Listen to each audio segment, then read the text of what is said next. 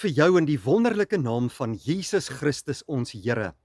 Wat 'n heerlike voorreg om op hierdie dag saam as kinders van die Here rondom sy woord te mag wees. En mag vandag se erediens vir ons elkeen tot baie groot seën wees. Baie hartlik welkom liewe vriende aan elkeen van u wat vandag by ons inskakel. Hier by Uit die Woord Digitaal is ons een groot geloofsfamilie wat die Here baie liefhet en ons hoogste doel is om hom te verheerlik met ons lewens en om getrou te bly aan sy woord. Mag vandag se erediens vir jou tot groot seën wees. As jy die eerste keer vandag hier by ons is, wil ons in die besonder vir jou sê, baie welkom, sluit gerus aan by ons YouTube kanaal, word deel van ons geloofsfamilie, maar jy is ook welkom om aan te sluit by ons daaglikse oordenkings wat op WhatsApp groepe elke dag uitgestuur word, hier in ons land en dwars oor die hele wêreld. Dit is absoluut gratis en jy kan net vir ons jou naam en jou selfoonnommer stuur na die nommer hier op die skerm en ons sal vir jou by een van ons groepe byvoeg. Jy is baie welkom om ook te gaan kyk of jy hierdie boek kan aanskaf wat ons bekend gestel het hier in Maart maand. Jesus, die lig vir die wêreld. Dit is 'n pragtige geloofsreis in die evangelie van Johannes. Dit is ideaal vir Bybelstudiegroepe of vir persoonlike stilte tyd en hierdie boek is slegs beskikbaar teen R70 per eksemplaar. Hieronder by die kommentare gedeelte sal jy 'n skakel kry waar jy die boek kan bestel en betaal en ons stuur vir jou die boek per pos na jou toe. Ons wil baie dankie sê vir almal wat ons kanaal finansiëel ondersteun. Sonder jou donasie en skenking kan ons nie voortgaan om programme soos hierdie op te neem en om die koninkrykswerk van die Here te doen nie. Hierby Uit die Woord Digitaal versprei ons nie net die woord deur prediking en Bybelstudie en oordenkings nie, maar ons doen ook diens van barmhartigheid en ons reik ook uit na bejaardes in bejaardesorg. Baie dankie vir jou skenking wat dit vir ons moontlik maak. Nou op hierdie pragtige dag is dit my voorreg om die woord van die Here met jou te deel. Kom ons vra die Here dat hy ons harte sal oopmaak en in ons lewens sal werk, sodat ons in die geloof versterk kan word en vandag kan luister na sy wil. Kom ons bid saam. Here onse Here, aan U kom toe die lof en die eer en die aanbidding van ons harte. U is 'n wonderbaarlike en 'n liefdevolle God. En ons prys U naam vandag vir wie U is. Dankie dat U ons oneindig liefhet en dat U U seun Jesus Christus na hierdie wêreld toe gestuur het vir sondaar mense soos ons. Here, dankie dat U 'n nuwe begin met ons kom maak het en dat ons in 'n nuwe verhouding met U kan staan. Ons wil graag lewe tot U eer en ons wil gaan doen wat U van ons vra. Dankie dat U deur die Bybel vir ons leer wat die regte pad is om te loop. Wanneer ons vandag stil word rondom U woord, wil ons vra dat U ons harte sal open deur die Heilige Gees en dat hierdie boodskap in ons lewens bevestig sal word. Ons vra dit alles, Here, nie omdat ons dit verdien nie, maar uit genade alleen, in Jesus Christus se naam. Amen. Vriende, ons gaan uit die woord van die Here vandag saam lees uit Romeine hoofstuk 8. En ons tema van vandag is die volgende: Here, waarom lyk die wêreld so? Want as ons na die wêreld rondom ons kyk en ons sien al die hartseer en die pyn en die ellende en al die krisisse en die dood en siekte, dan vra mens vir jouself af, hoekom lyk die wêreld so? Kan die Here nie al hierdie dinge keer nie? Kan dinge nie anders wees vir ons nie? En die Here het vir ons 'n baie duidelike antwoord vandag uit sy woord. Kom ons gaan vanmôre saam lees wat Paulus vir ons geskryf het in Romeine hoofstuk 8. En ons lees daarvan vers 18 en 19 en dan ook vers 22. Ek is daarvan oortuig dat die lyding wat ons nou moet verduur, nie opweeg teen die heerlikheid wat God vir ons in die toekoms sal laat aanbreek nie. Die skepping sien met gespanne verwagting daarna uit, dat God bekend sal maak wie sy kinders is. En dan vers 22, ons weet dat die hele skepping tot nou toe sug in die pyne van verwagting. Liewe vriende, ons tema van vandag is: Here, hoekom lyk die wêreld so? Nou as ek en jy na die wêreld van vandag kyk, dan weet ons van die oorlog in die Midde-Ooste, wat baie groot en dramaties vir die wêreld sy ekonomie en vir baie mense in die wêreld is. Ons weet van die oorloë daar in Rusland en natuurlik in die Oekraïne. Ons lees van mense wat siek is en wat doodgaan. Ons lees van 'n wêreld en 'n samelewing wat in totale moraliteit verval het. Baie mense lewe sleg en goddeloos. Misdaad is aan die orde van die dag. Regerings dwars oor die wêreld is vol korrupsie. Mense sorg net vir hulle self, hulle gee nie om vir ander mense nie. En so kan ons aangaan met 'n baie lang lys dinge in hierdie wêreld van vandag. En dan vra mense jouself af: Here, hoekom lyk die wêreld so? Nou vanmôre het die Here vir ons 'n wonderlike antwoord vanuit sy woord en vanuit hierdie teks, wat vir my en jou 'n baie duidelike boodskap van vandag ook kan gee, sodat ons kan weet wat hy van ons verwag en wat ons ingesteldheid hieroor behoort te wees. Nou vandag, liewe vriende, gaan ons stil staan by 3 baie belangrike punte in hierdie teks. En die Here wil graag deur hierdie boodskap vir my en jou toerus vir hierdie lewe en vir die uitdagings wat ons in hierdie lewe moet ervaar. Die antwoord begin by sonde. Maar gelukkig weet ons eindig hierdie antwoord nie by die sonde nie. Die antwoord eindig by Jesus Christus. Nou vandag staan ons stil by 3 punte en die eerste punt waarna ons vandag gaan kyk is: die wêreld lyk so omdat die sonde die skepping gebreek het. Toe God die wêreld geskep het, was alles volmaak en uniek en sondeloos. Dit lees ons onder andere daar in Genesis hoofstuk 1. Daar so staan: en God het gesien dat dit goed was. Daar was geen dood nie, daar was geen siekte nie, daar was geen hartseer nie. Daar was nie trane nie, daar was nie pyn nie, daar was nie oorlog nie. Adam en Eva het in volmaakte gemeenskap met God en met mekaar geleef. Maar toe kom Genesis 3. Die mens rebelleer teen God. God het baie duidelik sy voorwaardes vir die mens gestel en sy reëls uiteengesit daar in die tuin van Eden. Maar wat doen die mens? Hy kies teen God. Hy kies om nie na God te luister nie. Die mens wil self God wees. En op daardie oomblik breek die sonde die wêreld binne. Die sonde het nie net die mens kom beskadig nie, maar die sonde het ook die hele skepping, ja selfs die natuur beskadig.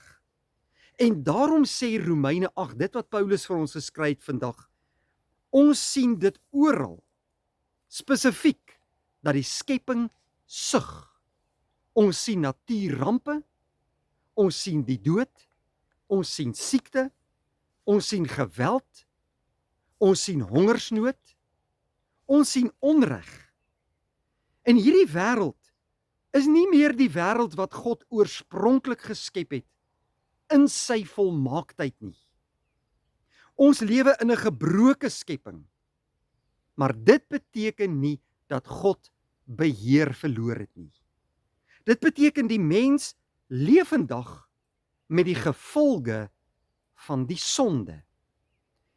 Elke begrafplaas preek dieselfde boodskap. Sonde het die wêreld gebreek. Elke hospitaal herinner ons vandag, Sonde het die wêreld gebreek. Elke traan wat ek en jy stort, verkondig vandag, sonde het die wêreld gebreek. Wanneer ons dus vra, Here, hoekom lyk die wêreld so? Dan antwoord die Bybel vandag vir ons in die eerste plek, omdat die sonde die skepping gebreek het. Nou die tweede punt waarby ons vandag stil staan, liewe vriende, is die volgende. Die wêreld lyk so, omdat God mense nog tyd gee om hulle te bekeer. Nou hier is iets baie merkwaardigs wat ek en jy nie moet miskyk nie. As God onmiddellik in Genesis 3 oor die sonde sy oordeel wou bring, dan het niemand van ons bestaan nie en dan was almal dood en almal vernietig. Dan sou niemand vandag hier gewees het nie. Maar God het nie so besluit nie. God was geduldig, God was lankmoedig, God was genadig met ons as mense. En hy gee nog genade tyd dat ons dinge kan regmaak. 2 Petrus 3 vers 9 sê, die Here vertraag nie die belofte, soos sommige dit vertraging ag nie, maar hy is lankmoedig oor ons en wil nie hê dat sommige verlore moet gaan nie, maar dat almal tot bekering moet kom. Baie mense vra, waarom gryp God nie nou onmiddellik in hierdie wêreld wat so lyk nie? Die antwoord is, omdat God nog mense roep na hom toe. Omdat God nog geleentheid tot bekering wil gee. Omdat God nog wil red.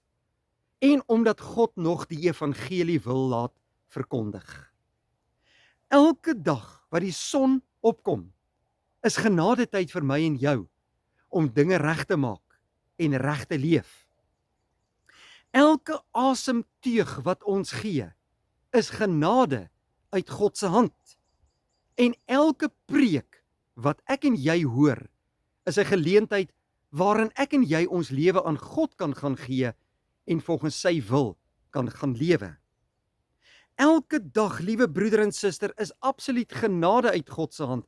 En wanneer ons die Bybel neem en luister wat die Here sê, dan is dit genade, want ons hoor die roepstem van God na ons toe, wat sê, kom na my toe, bely jou sonde, maak dinge reg, kies die regte pad. Ons leef dus in hierdie tyd tussen die eerste koms van Christus en sy wederkoms. Nou in hierdie tyd bou God sy kerk.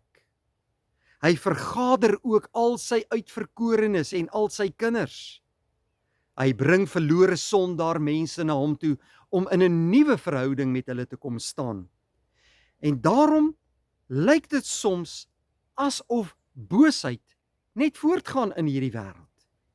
Nie omdat God magteloos is nie, maar omdat God genade bewys en genade tyd vir ons gee, selfs al lyk dit asof die wêreld onderste bo en deurmekaar is. Maar ek en jy moet vandag weet, die dag kom wanneer genade tyd gaan stop. Die dag kom wanneer Christus weer op die wolke van die hemel gaan verskyn. Dan sal daar geen verdere uitstel wees nie. Dan sal die oordeel kom, maar totdat daardie dag aanbreek, leef ek en jy in genadetyd. Vandag roep God elkeen van ons na hom toe en sê, kom na my toe. Die derde punt waarby ons vandag gaan stil staan is die volgende. Die wêreld sal nie altyd so lyk soos wat dit nou lyk nie, want Christus sal alles volkome kom nuut maak. Nou hier kom 'n baie groot troos vanuit die Bybel en vanuit die evangelie. Die Christelike geloof eindig nie in 'n gebroke wêreld nie. Dit eindig by 'n nuwe hemel en 'n nuwe aarde in ewige heerlikheid saam met God. Jesus Christus het juis aarde toe gekom om die gevolge van die sonde te kom oorwin en 'n nuwe begin met ons te kom maak. Aan die kruis het hy betaal vir ons sonde. Aan die kruis het hy die straf op die sonde gedra. In die graf het hy die mag van die dood verbreek. En met sy opstanding het hy die finale oorwinning vir al sy kinders behaal. Toe Christus uit die dood uit opgestaan het God reeds die nuwe skepping begin. En daarom sê Openbaring 21 vers 5, kyk, ek maak alles nuut. Nie net sommige dinge nie net mense nie, maar alles word deur God nuut gemaak. Daar kom 'n dag, liewe broeder en suster, wat geen kanker meer sal bestaan nie. Geen dood meer sal wees nie. Daar geen siekte meer sal wees nie. Geen trane meer sal vloei nie. Geen armoede sal bestaan nie. Geen misdaad sal wees nie en geen begrafplaas meer nodig sal wees nie. Daar kom 'n dag wanneer God self by sy volk sal wees. Daar kom 'n dag wanneer ons Here Jesus Christus ons van aangesig tot aangesig sal sien en wanneer die ewige heerlikheid saam met hom sal aanbreek. Daar kom 'n dag dat die skepping nie meer sal sug nie. Daarom kyk ons as Christene nie net na die wêreld rondom ons en sien al die verkeerde dinge raak nie. Ons kyk na Christus. Ons hou Jesus in die oog. Ons kyk na die kruis. Ons kyk na die leë graf en ons kyk na die wolke van die hemel waar Jesus Christus weer sal kom met sy wederkoms. Ons hoop in hierdie wêreld is nie gerig op mense nie. Ons hoop is nie in politici nie. Ons hoop is nie in regerings nie. Ons hoop is nie in ekonomiese herstel nie. Ons hoop is in Jesus Christus alleen. Wanneer die wêreld donker word, kyk ons na die lig van Christus. Wanneer die wêreld onseker word, hou ons vas aan die koning van die wêreld, Jesus Christus. Wanneer die wêreld kreun, dan onthou ons, Jesus leef en daar is hoop vir ons. Die vraag is, Here, waarom lyk die wêreld so? Die Bybelse antwoord vandag, die wêreld lyk so, omdat sonde dit gebreek het. Die wêreld lyk so, omdat God nog tyd gee vir bekering, en die wêreld lyk so, omdat ons weet, die dinge is besig om te verander in hierdie wêreld, en dit sal nie altyd so lyk nie, want Jesus Christus maak dit alles nuut. Vandag wil die Here vir elkeen van ons kom sê, liewe vriende, wat kinders van die lewende God is, dat ons oë moet wegdraai van die chaos van hierdie wêreld en ons oë moet vestig op Jesus Christus, ons Here, ons koning en ons verlosser. Die wêreld verander voortdurend, maar Jesus Christus verander nooit nie. Die wêreld is vol onsekerheid waarin ons lewe, maar Jesus is gister, vandag en môre en altyd dieselfde, tot in ewigheid. Die wêreld sug vandag, maar ons verlosser leef en regeer. En daarom kan ek en jy vandag met groot selfvertroue sê, Here, ek verstaan nie alles wat ek sien in hierdie wêreld nie, maar U vertrou ek met my hele wese, want U sit nog steeds op die troon, U regeer tot in ewigheid, U hou my lewe vas, en deur Jesus Christus sal U alles nuut maak. Mag hierdie boodskap vandag vir jou hoop gee vir die lewe en vir die toekoms. Hou aan Jesus vir Christus vas, lewe vir hom en weet, daar kom 'n dag dat hy kom op die wolke van die hemel en alles sal nuut word en ek en jy sal ewig by hom wees. Kom ons bid saam. Here, baie dankie vir hierdie mooi boodskap vandag vanuit U woord. Dankie dat ons hoop kan hê, al lyk die wêreld deurmekaar en in chaos. Here, ons verstaan nie alles wat rondom ons gebeur nie, maar ons weet, U is in beheer. ja, ook van ons lewens. Hou ons vas in hierdie tyd. Gee ons moed en hoop en krag. Versterk ons in die geloof deur die Heilige Gees en baie dankie dat U deur U woord vir ons lei en wil leer. Dankie ook vir genade tyd, wat ons vandag ons eie kan maak om dinge ook reg te maak in U oë. Dankie vir Jesus wat die hoogste prys betaal het en dat ons in Hom 'n nuwe toekoms het. In Jesus Christus se naam bid ons dit vandag uit dankbaarheid. Amen. Vriende, dankie dat U vandag by ons ingeskakel het. Mag die Here vir U seën en as die Here wil, sien ons mekaar weer by 'n volgende geleentheid. Vrede vir jou.